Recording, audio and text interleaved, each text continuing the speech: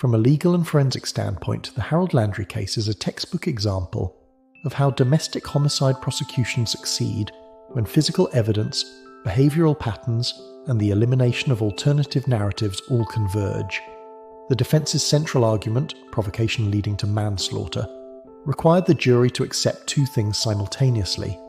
First, that Lucy had threatened Harold with a knife, and second, that his response was proportionate to the threat he perceived, or at least understandable to an ordinary person. The prosecution dismantled both pillars. On the knife claim, the judge found it implausible on its face.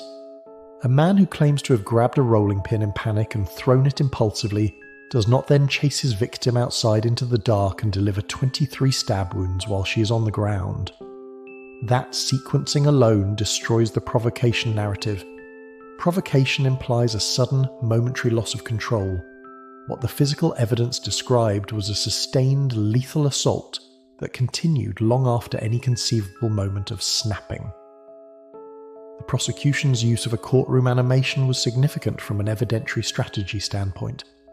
Rather than asking jurors to imagine the attack through testimony alone, it visualized the sequence and spatial reality of what happened, where Lucy moved, where Harold followed, the geography of violence in the dark outside the estate. This technique is increasingly common in serious violence prosecutions and is particularly effective when the defense relies on cognitive framing. I don't remember, / it was a blur. Landry's post-crime behaviour was also central to disproving provocation.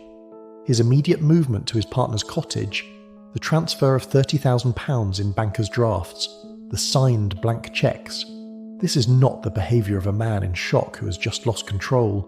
It is the behaviour of someone who understood exactly what he had done and was attempting to manage consequences.